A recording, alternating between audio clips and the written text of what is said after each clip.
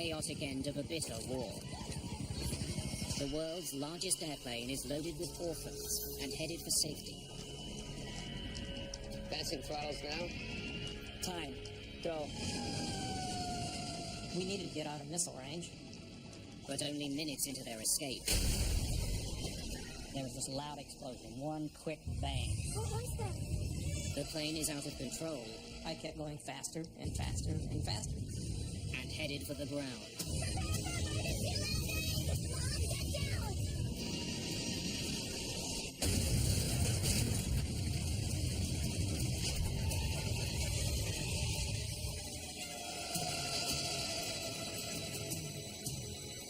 And then it was quiet.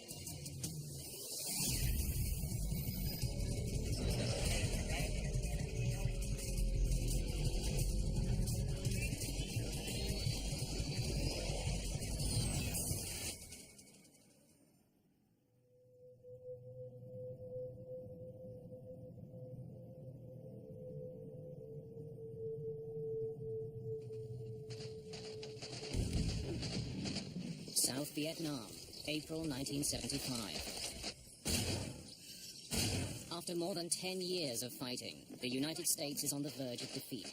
The end of the war is fast approaching. The enemy is closing in on the capital.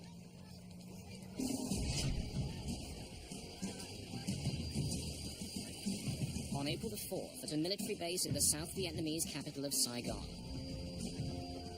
a strange cargo is being loaded onto an enormous C-5A Galaxy.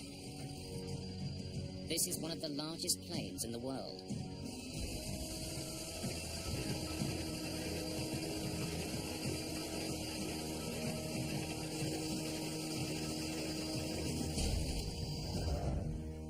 The C-5A is primarily a cargo plane. Its hold is wide enough to carry tanks and tall enough to move buses. Above the cargo area, there's a small number of seats. Both the passenger area and the cargo bay are being pressed into service today. Dozens of Vietnamese orphans are being loaded onto the plane to be flown to safety. There are thousands of orphans to be flown out before the North Vietnamese take Saigon. Barb Adams works for the American Embassy. She and her daughter Linda are also fleeing. On April 4th, my mom came home and told me that I had 1 hour to pack one suitcase and that we were going to be escorting the orphans on an orphan airlift back to the United States. When my mother and I went upstairs to the tube compartment, there's traditional airline seats, and all of the seats were filled with babies.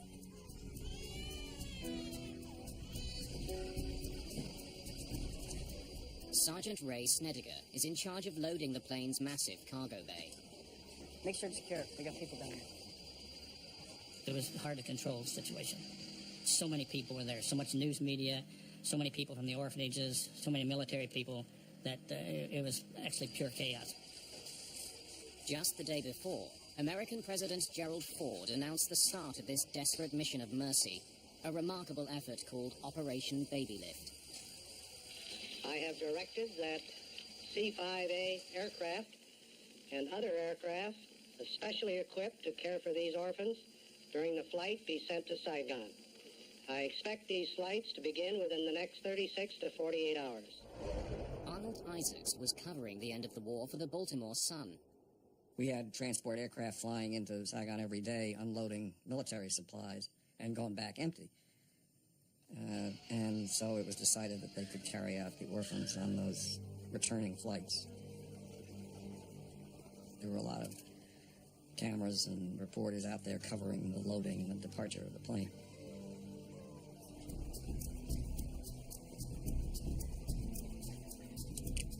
Captain Bud Traynor is in charge of Operation Babylift's first flight.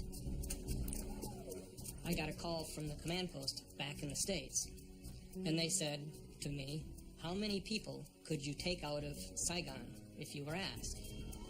Because of the last-minute nature of the flight, they're running behind schedule.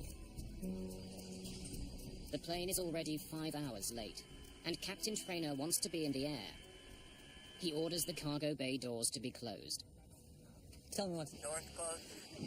Roadmaster closed cargo bay doors.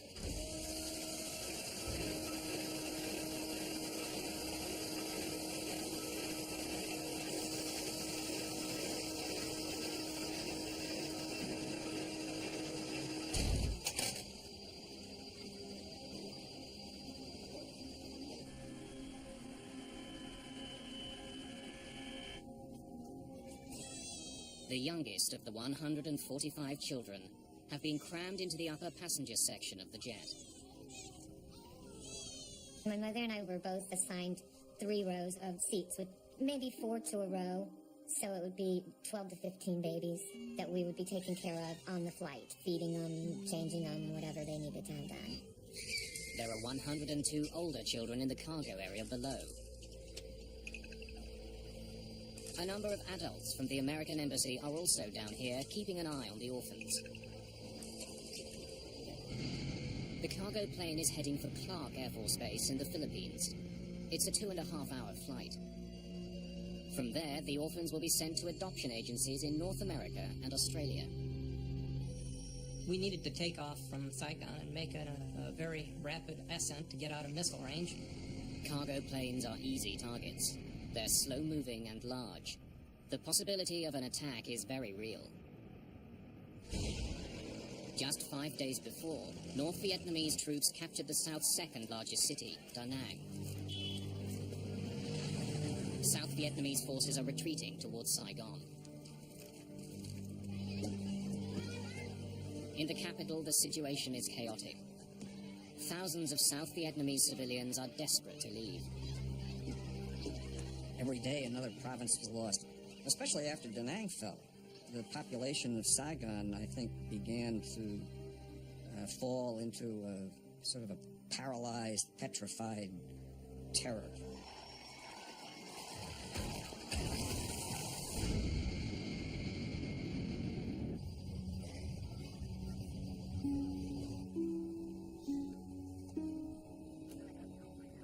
How's the air in the troop? It's all right. The baby's still squalling, or...? They quieted down with all the noise. Most are asleep. This is well.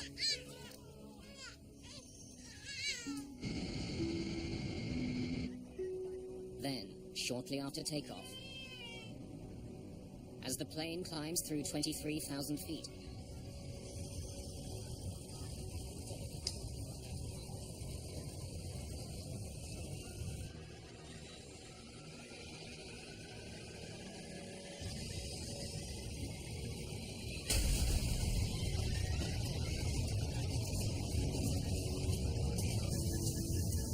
When the rapid decompression occurred, the plane filled with this mist, and so until it dissipates, you cannot see. And there was this loud explosion, one quick bang. What was that? And she said, I'm not sure. And you could feel the plane heading downward. Debris started flying around.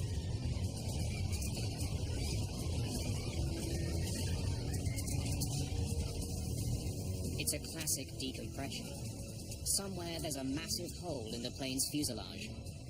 The air inside the jet is rushing out. At 23,000 feet, there's barely enough oxygen to breathe.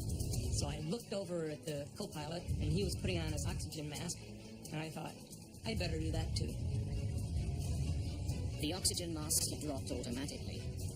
But on such an overcrowded flight, there aren't enough to go round. The ones that are available weren't designed to reach babies.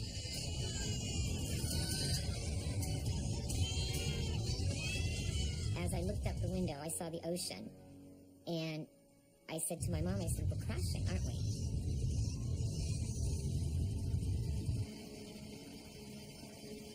At the back of the passenger compartment, Lieutenant Marshal Wirtz checks in with the crew. From there, she can usually see down to the cargo bay below her. Pilot, this is Wirtz. I'm at the cargo compartment. I'm trying to see out the rear of the plane. What? The cargo door is gone. The inaugural flight of Operation Babylift will not make it out of Vietnam. The next few minutes will determine if anyone even survives. Oxygen levels are dangerously low.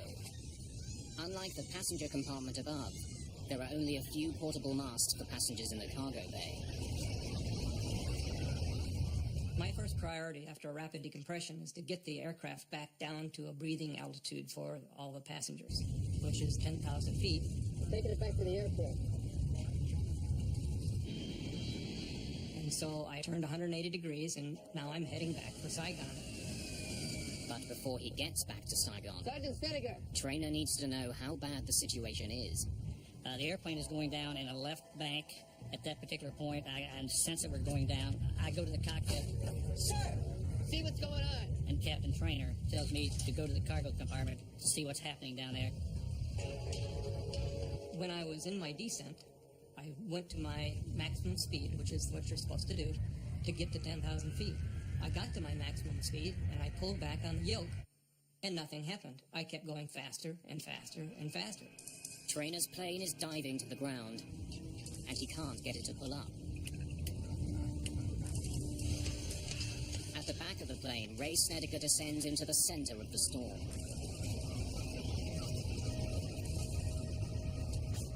When I came down, I noticed there was a lot of chaos in the cargo compartment. Obviously, people were frightened. So I'm actually crawling and stepping over people that were combat loaded on the floor.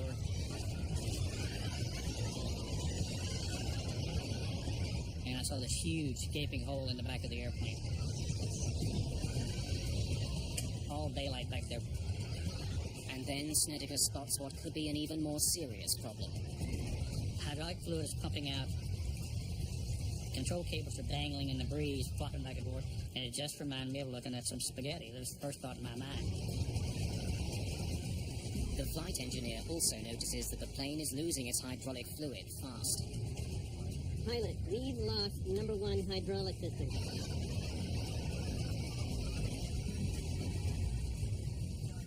We've just lost number 2 hydraulics. Hydraulic fluid helps the crew move the massive control surfaces on the plane. The rudder and elevator at the back, and the ailerons and flaps on the wing. There are 4 separate hydraulic systems on the plane. Now 2 of them are completely empty. And as Trainer dives towards 10,000 feet, his plane is going much faster than it should, and he can't pull up. And I kept pulling back on the yoke, thinking that I could slow down, pull back more and more and more. I'm not getting anything out of the yoke. How about you? Nothing. And we were just totally puzzled. What is going wrong? In the belly of the plane, Ray Snedeker reports what he sees to the cockpit. Pilot! Cargo bay! Go ahead. I told him that the part of the ramp was missing, pressure door was gone, and hydraulic lines and control cables had been cut. The problem is now much worse than we thought. Declare an emergency. Saigon, this is Mac 80218, and we're declaring emergency. We require immediate return to base.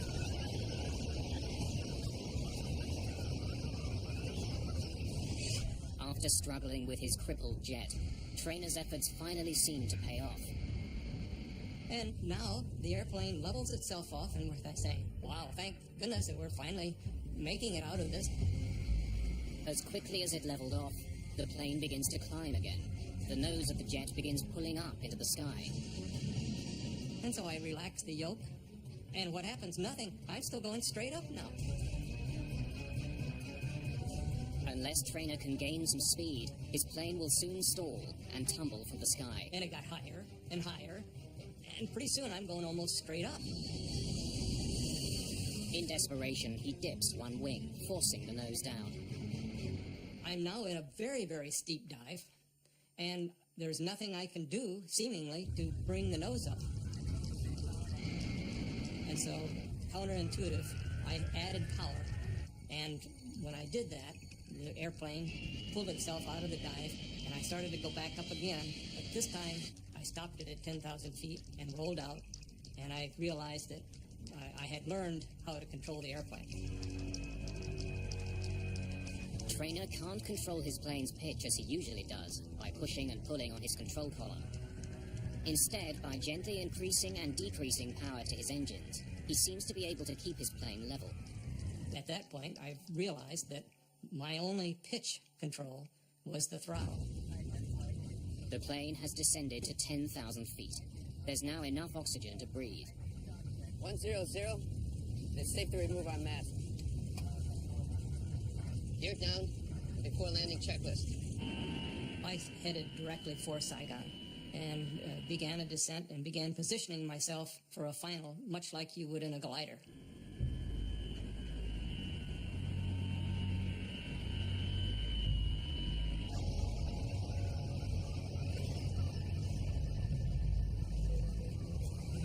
Don't worry. They're taking care of it up in the cockpit. We're going to be out soon. I'm trying to provide comfort to these passengers. At the same time, I know we're in serious trouble because the airplane is still going down. Captain Trainer has coaxed his injured jet down to just over 4,000 feet. 11 kilometers from the airport, he turns his jet to line up with the runway when his plane surprises him again. In the final turn to the runway, when I banked the airplane, the nose dropped and I couldn't continue my turn. I had to level the wings so that I had enough lift that the nose didn't keep descending. Captain Trainer had to stop turning before he could line up with the runway. He's now losing altitude fast, and his prospects are becoming increasingly grim. While we were working in the cargo compartment, the loadmaster came to me and said, we need to get upstairs because we're going to crash land. When I get to the top of the ladder, I've changed my mind and think I need to be in the cargo compartment when this airplane does get on the runway so I can help evacuate down there. As I try to leave, the flight engineer grabs me by my left elbow, throws me into a seat, and about the time I hit the seat, I can hear the ground screaming. It's a loud scream. It's coming closer. Prepare for it. Imminent crash landing. Get down on the floor! Prepare for emergency landing! Mom, get down!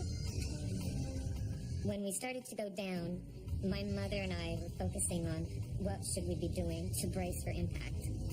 We had a big open field in front of us. When I got within about 200 feet of the ground, I said, "We're going in."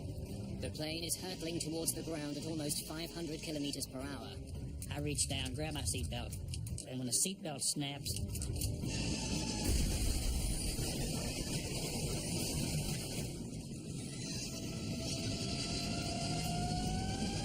we touched the ground relatively easily, and we popped back in the air. The jump seat said to me, "Bud, we're going to make it." But I could see looming ahead of me was this huge, huge river. So I added power. My mom was on one side of the aisle, and I was on the other. And she says, "Come over here and sit with me."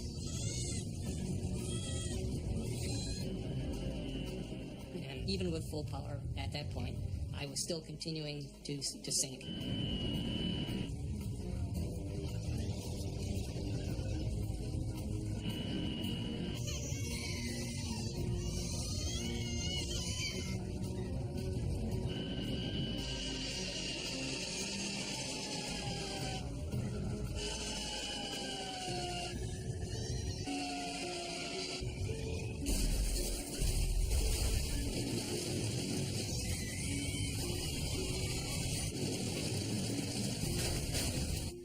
my whole life went into slow motion. The airplane is coming apart where I'm sitting.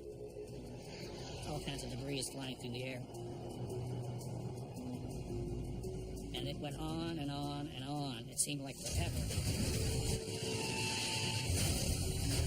When I was going upside down, I remember saying, goodbye to my wife a couple of times because I was gone.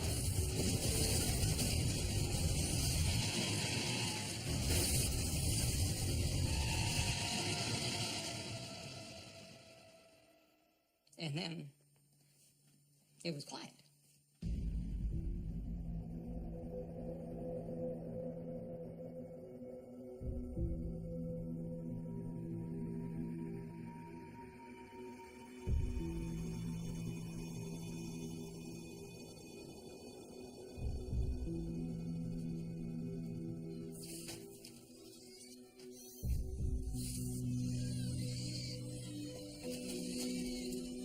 When the plane came to a stop, I looked for my mom. I didn't see her anywhere. At that point, it was all a little bit surreal that I didn't even really know what had just happened. All I knew was that we needed to get the babies out of there.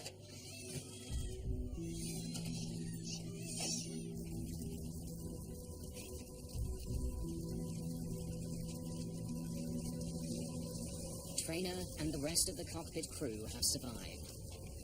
When I stepped out of the window, what was clear after you looked around, the airplane broke up into its component parts.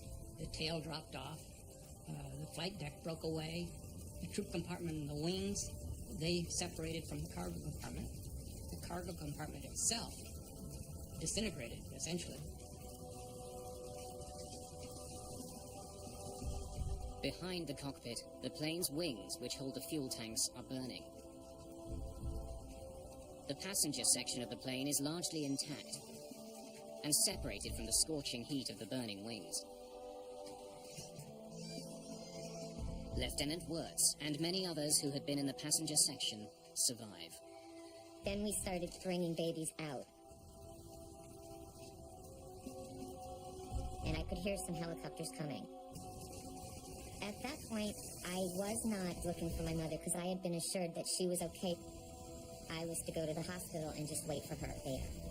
And then that's when I took a couple of the babies and walked over and got on.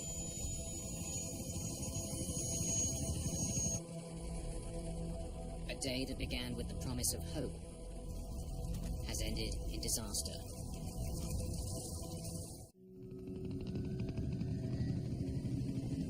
Just minutes after the crash of the first Babylift mission, rescue workers are on the scene searching for survivors. Almost everyone in the cargo area was killed instantly when the plane slammed down the second time. The dead, the injured, and the survivors are taken to hospitals in Saigon and Thailand. Since I was not injured, I just took a seat and was waiting for my mother while they brought in a lot of the babies. Then somebody came over to me and told me that my mother had died. I remember holding on for dear life, so she said, "Come over here and sit with me." Barb Adams' last decision was to be near her daughter. Just as I sat down on the floor, we must have hit. She flew forward somewhere. And that's the last time I saw my mother.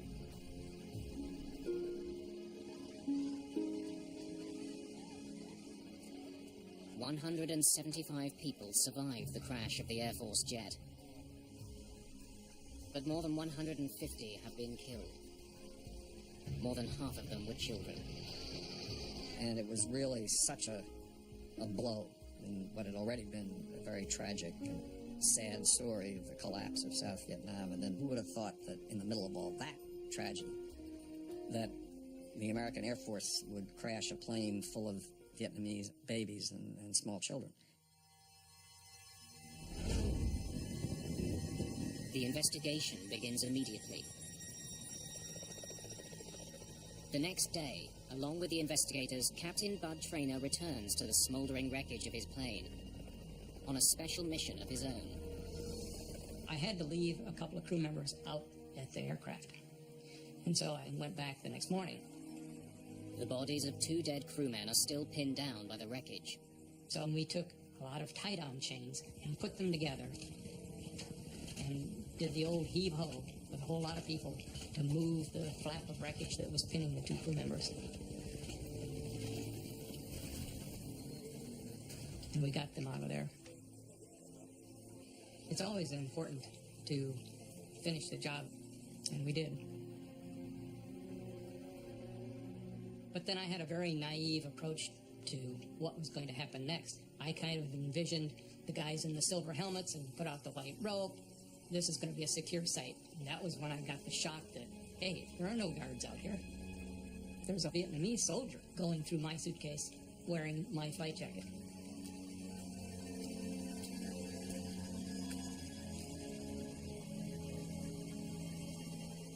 and he had an AR-15, and I didn't. That's my jacket. I'm Bud Trainer. And we established that my coat had the same name on it. It's mine. As my fight suit. And so the coat he was wearing was mine. So he begrudgingly gave me my coat and then proceeded to go through the rest of my suitcase.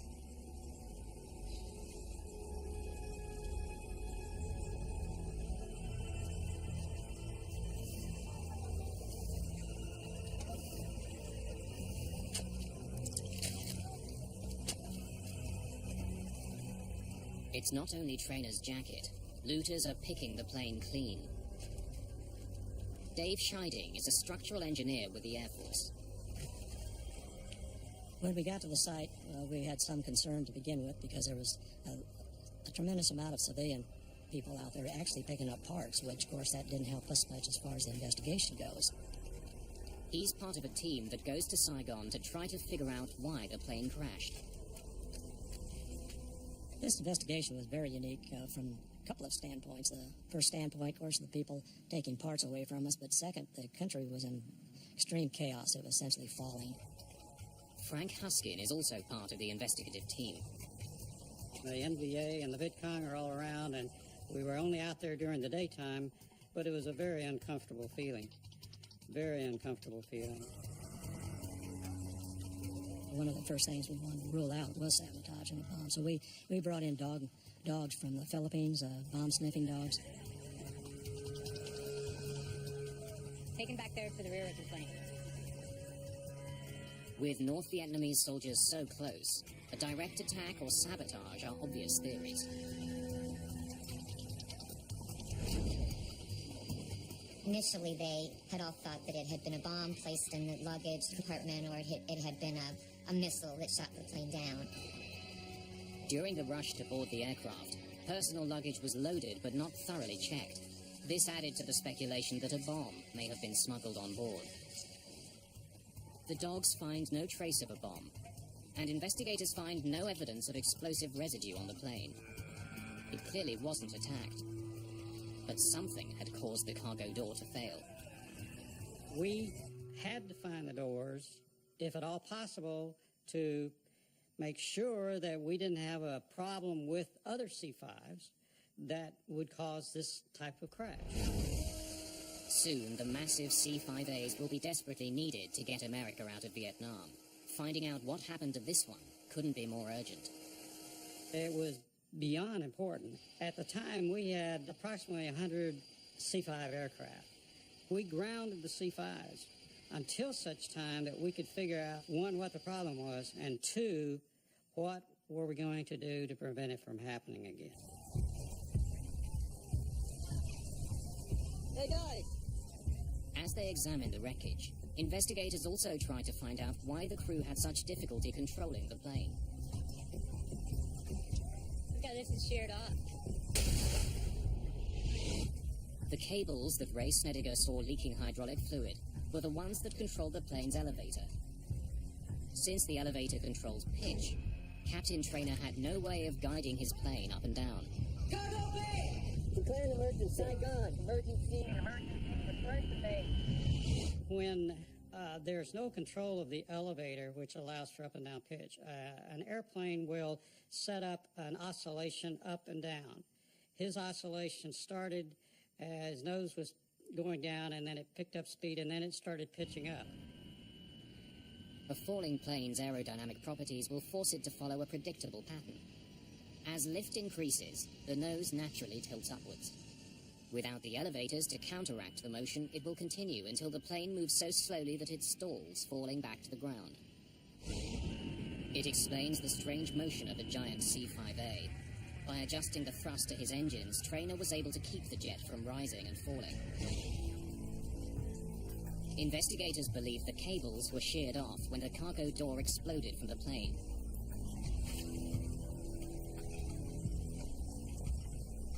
But they still don't know why the door failed in the first place. Then we made the determination we were going to have to try and find the doors. But the doors are somewhere at the bottom of the South China Sea. Our next problem was trying to figure out the ballistics of those doors. Nobody had ever even thought of figuring out ballistics of two doors flying through the air from 23,000 feet. Relying on the airspeed and the altitude at the moment of decompression, investigators learned the plane was 46 kilometers from the coast of Vietnam. When the doors went out, the airplane was moving across the water at about 600 feet per second. Therefore, we had to come down with a pretty good estimate for the Navy to even know where to look. Ships from the U.S. 7th Fleet crisscross the South China Sea looking for the rear door. For the first several days, they can't find anything. The South China Sea has swallowed the evidence.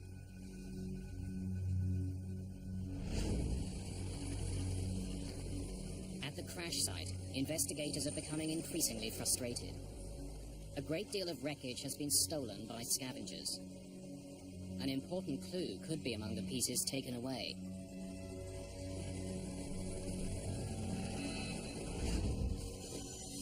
To retrieve these parts, the Air Force offers to buy them back. The strategy was to provide leaflets throughout the city of Saigon and the surrounding area. We want every piece of material from the aircraft back, and we will also pay you if you will turn this in to us. 11 days after the crash, flyers are delivered to local officials and distributed throughout the city. Investigators do eventually recover the camera that was used by a film crew on board the plane. They hope it can show them exactly what happened.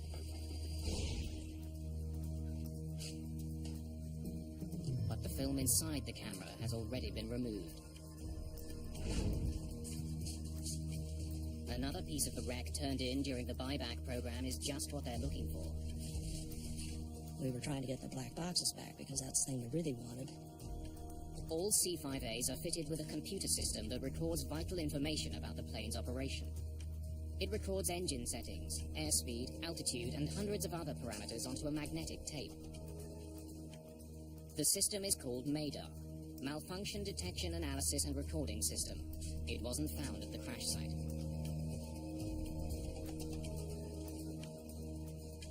The Mayday is eventually returned for a reward, but it proves to be a disappointment. It didn't identify the reason for the doors and the ramps failing, but it did provide us a sequence of events in a lot of areas, including altitude, airspeed, the performance of the aircraft itself during that time frame.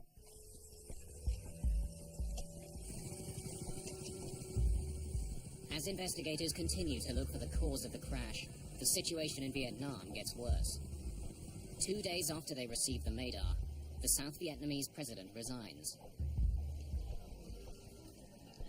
On April the 23rd, 100,000 North Vietnamese troops approach Saigon. The noose around the city is tightening quickly. While we were out in the rice paddy, you could see burning hamlets and villages, and in the distance they were on fire. You could hear the explosions and so forth, mortars. While the situation in Vietnam continues to unravel, the U.S. Navy finally has some success at sea. On April the 26th, they find the cargo ramp and part of the pressure door of Trainer's plane. If investigators don't find the answers here, they may not find them anywhere. They're running out of time, and they're running out of leads. When the ramp is examined, investigators make a disturbing discovery. On that ramp, 2 of the stirrups were in great condition. They were perfect. They had not failed, so obviously it told us that at least 2 of the locks had just unlocked themselves. The C-5A has 14 locks holding the rear cargo door shut, 7 on each side. The door recovered from the sea tells investigators that for some reason, 3 of the locks designed to hold it shut had either unlocked in flight or had never locked at all. This flight was actually like a ticking bomb. When they closed the ramps, all those locks would look like they were in a locked position. When it took off, the fuse was lit. And as the aircraft climbed out, the fuse kept burning. As the plane climbed away from Saigon, the pressure outside the jet dropped. The air inside pushed with increasing force against the cargo door. Then, as the plane passed through 23,000 feet, with 3 latches unlocked, the pressure on the door was too much.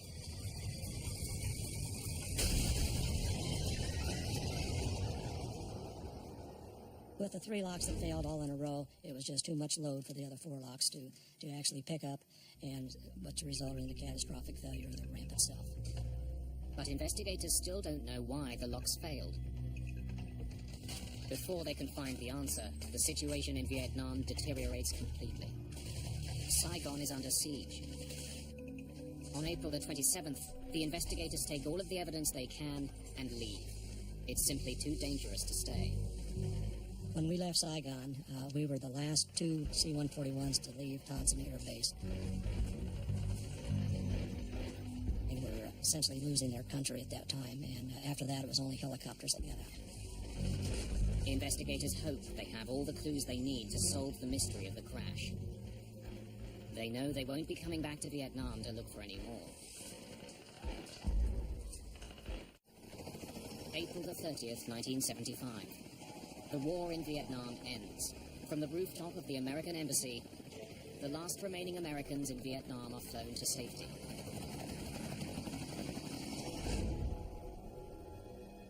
Back in the United States, investigators continue their work. Since the C-5 is in service around the world, they need to know why 3 locks on the cargo door failed. When we got back to Texas, it was to help us verify the failure sequence. Investigators discover something potentially alarming about the cargo plane's rear door. Parts from the C-5A were actually removed from the plane, cannibalized to service another cargo plane. The locks on the rear door of the C-5A are connected to each other by a series of tie rods. The rods can be lengthened or shortened to ensure the locks are completely closed. It's these tie rods which were removed from the Babylift plane. At the time, the enormous cargo planes were in constant demand. The Air Force was very short of parts, and so they came up with a standard practice for maintenance that they could cannibalize parts off of aircrafts that are not being flown. It's authorized, and it's a good operation if you respect it and treat it properly. The tie rods were replaced before the Babylift plane left for Saigon, but for some reason they hadn't held. To try to figure out what happened, investigators rebuild one of the locks that was supposed to keep the rear door closed. We essentially built a working model of that ramp, and we had to do that because we didn't get all the parts back because of the people picking them up, parts out in the ocean and everything that we never got back. Investigators aren't convinced that the problem is in the basic design of the lock. They suspect that before the plane left California, the engineers who replaced the rods didn't follow the proper procedures. When we're talking about the locks, the distances that we're talking about are very, very small. We could be talking about the 16th, 32nd of an inch difference between being locked and unlocked. The re-rigging was done before the plane left the United States. Show me how you re-rigged it. After the locks were re-rigged, they should have checked to make sure they were working. That wasn't done. Without the check, no one would have noticed that the re-rigging was done improperly. I would say that this accident actually started back at Travis Air Force Base in California when the 2 tie rods that had been cannibalized earlier were replaced. They were not installed properly. Loadmaster, close cargo bay doors. When the door was opened and shut in Saigon, there was a warning that not everything was perfect. We had some difficulty getting it to lock, so we had to open and close it 3-4 times.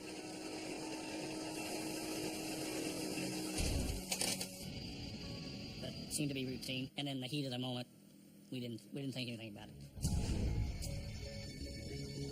But 12 minutes after liftoff, as the plane continued to climb, the 3 improperly closed locks were forced open by the building air pressure.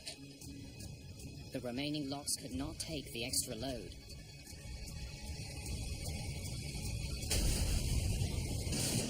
The cargo door burst open and was torn off the fuselage. The investigators have found their answers, and in their final report make specific recommendations that will make the C-5A safer.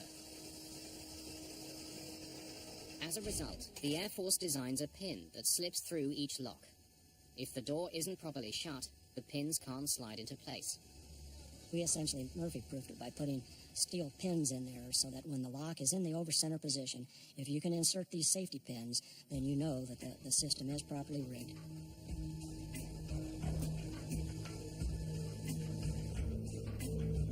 Ray Snedeker retired from the Air Force as a Chief Master Sergeant. This mission was probably the most discouraging in some ways based on part of the outcome. But also, it was refreshing in the fact that we displayed such good airmanship, such courage, and we were able to save so many people. After 28 years of service, Bud Traynor retired from the Air Force as a colonel. I think everyone second-guesses themselves to see if there was something else that they could do. I am very fortunate in that I never found something that I said, I sure wish I had done X. It just wasn't there. That pilot did a super job. The fact that anybody survived this crash is just remarkable. The ones that were saved are very fortunate that that particular crew was in charge of that aircraft. Being a pilot myself and knowing that it only had one aileron and 4 engines, by rights they all should have been dead. Investigation Board does not normally recommend decorations. That's not part of their job. But in this case, we recommended to the Air Force that they be considered for a high decoration. Surviving crew members, including Captain Bud Traynor and Sergeant Ray Snedeker, were awarded medals by the Air Force for heroism and extraordinary achievement.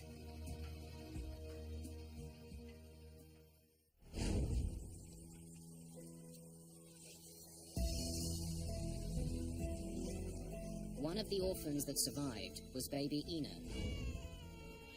Ina? Today, she's known as Kelly Jackson Brownlee.